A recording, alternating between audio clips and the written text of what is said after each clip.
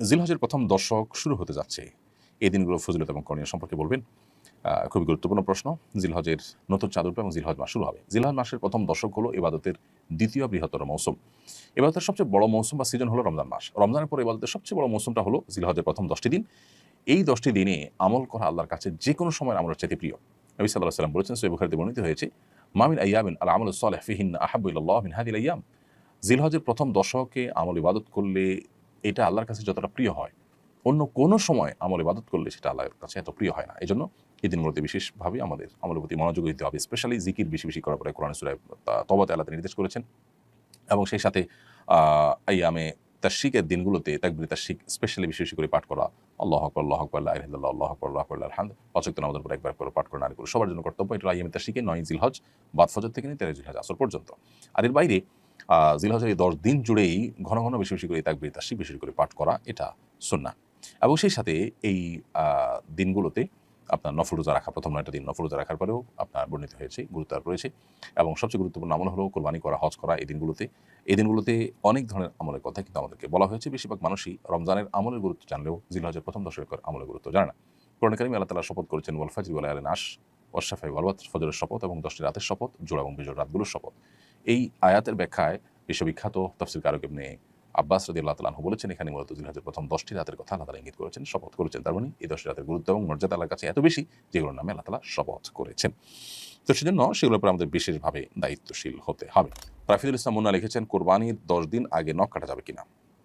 কোরবানির 10 দিন আগে তো নখ কাটতেই পারবেন।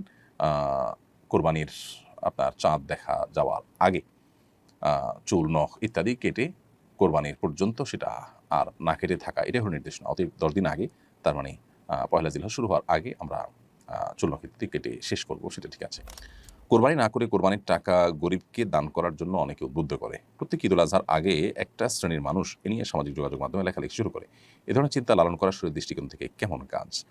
কোরবানি না করে কোরবানির টাকা দান করার কথা যারা বলেন, তাদের কাছে আমাদের প্রশ্ন যে তারা যখন হোটেলে বসে অনেক টাকা, রেস্টুরেন্টে বসে অনেক টাকা খরচ করে তারা খাবার গ্রহণ করেন, আড্ডা মারেন, পার্টি করেন, দামি দামি বার্গার খান, অন্যান্য খাবার খান, তারা কি তখন এটা মনে করেন না যে বার্গারের টাকাটা তো আমি অন্য কাজে খরচ করতে পারি, আমি চাইলে তো এই জায়গাটাতে আমি হালকা পাতলা কিছু খেয়েও চলতে পারি, মানে দামি কোনো কিছু খাওয়া তো জরুরি না, এত দামি রেস্টুরেন্টে এসে একটু কম দামি রেস্টুরেন্টে গেলাম আর এই টাকাটা, অতিরিক্ত টাকাটা আমি দান করে দিলাম, এটা তারা করতে পারেন না?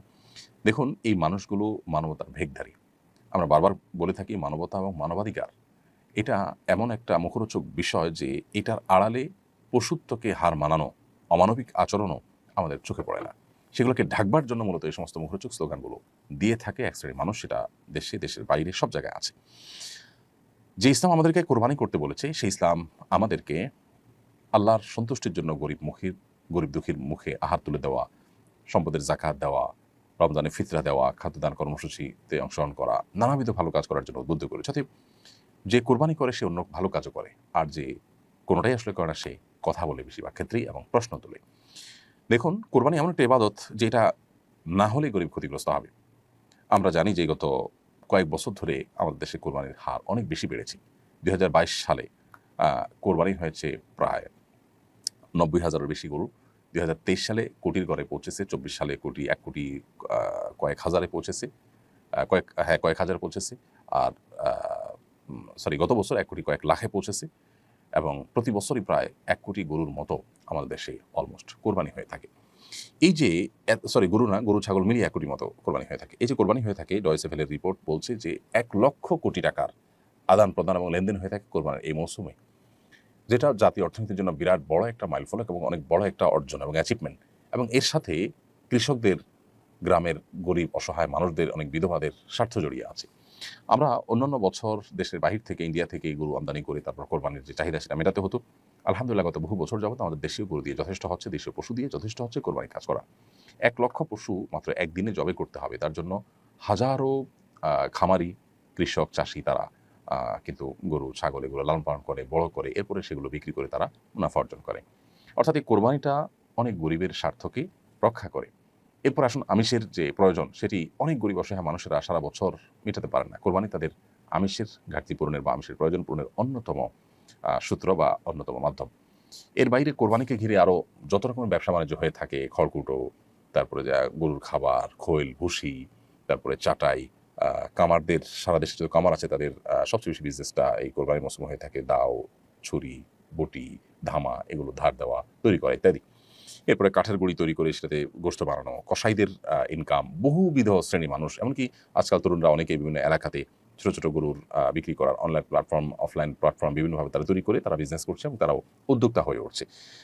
এটা যদি আরও সামনে আমরা বাড়াতে পারি তাহলে দেশের বাইরে আমরা রপ্তানি করতে পারবো। ইন্ডিয়া এবং ব্রাজিল, বহু দেশ, অস্ট্রেলিয়া, বহু দেশ তারা কিন্তু প্রচুর পরিমাণ গরুর গোশত বাইরে রপ্তানি করে। তারা কিন্তু বহু ছাগলের গোশত রপ্তানি করে, দুধ প্রচুর পরিমাণে হয়। আমরা কোরবানি যেই আপনার যেভাবে অগ্রসর হচ্ছে 2022, 23, 24 3 বছরের হিসাব যদি আমরা বেশ করে দেখি যে 90,000 বা 90,000 প্লাস, সেখান থেকে 1 কোটি, 1 কোটি কয়েক হাজার, 1 কোটি কয়েক লাখ, যেভাবে আমরা বাড়তে যাচ্ছে কোরবানির পরিমাণ এবং পুরো চাহিদাটা দেশেই আপনার পূরণ করার ব্যবস্থা হচ্ছে এবং উৎপাদন হচ্ছে, তাতে ইনশাআল্লাহ এই কোরবানি জাতীয় অর্থনীতিতে অনেক বড় ধরনের ভূমিকা ইতিমধ্যে যেটি রাখছে সেটা আরও অনেক বড় আকার ধারণ করবে ইনশাআল্লাহ তাআলা। আর যারা ইসলাম এবং মুসলমানদের ব্যাপারে যাদের অ্যালার্জি আছে তারা অনবরত সমালোচনা করেই যাবে, যারা জাতীয় অর্থনীতিতে তেমন কোনো অবদান হয়তো রাখার সুযোগই পায়নি। কোরবানি আমাদের সমাজে অনেক সময় সামাজিক মর্যাদার প্রতিযোগিতায় পরিণত হয়। কোরবানির এই বিচ্যুতি কীভাবে রোধ করা যায়? এটার জন্য ব্যাপকভাবে কোরবানির যে আসল মহিমা, কোরবানির আসল যে উদ্দেশ্য, সেটা নিয়ে আলোচনা বাড়াতে হবে, এটার চর্চা বাড়াতে হবে। কোরবানি যে আসলে ত্যাগের কথা বলে, কোরবানি যে আসলে স্যাক্রিফাইসের কথা বলে, এখানে যে আল্লাহর উদ্দেশ্যে নিবেদনের কথা বলে, সেটি আলোচনা করতে হবে। আল্লাহ বলেছেন কোরবানি সম্পর্কে, ইন্নামা ইয়াতাকাব্বালুল্লাহু মিনাল মুত্তাকিন, আল্লাহ মুত্তাকিদের কোরবানি গ্রহণ করবেন, তাদের কোরবানি আল্লাহ রাব্বুল আলামিন অ্যাকসেপ্ট করবেন। সো কোরবানি যদি আল্লাহর জন্য না হয়, মুত্তাকি হিসেবে কোরবানি যদি করা না যায়, তাহলে সেটা আল্লাহর কাছে গ্রহণযোগ্য হবে না। এবং এই বিচ্যুতি রোধ করার জন্য ব্যাপকভাবে আমাদের আলোচনা, পর্যালোচনা এটা সমাজে বাড়াতে হবে।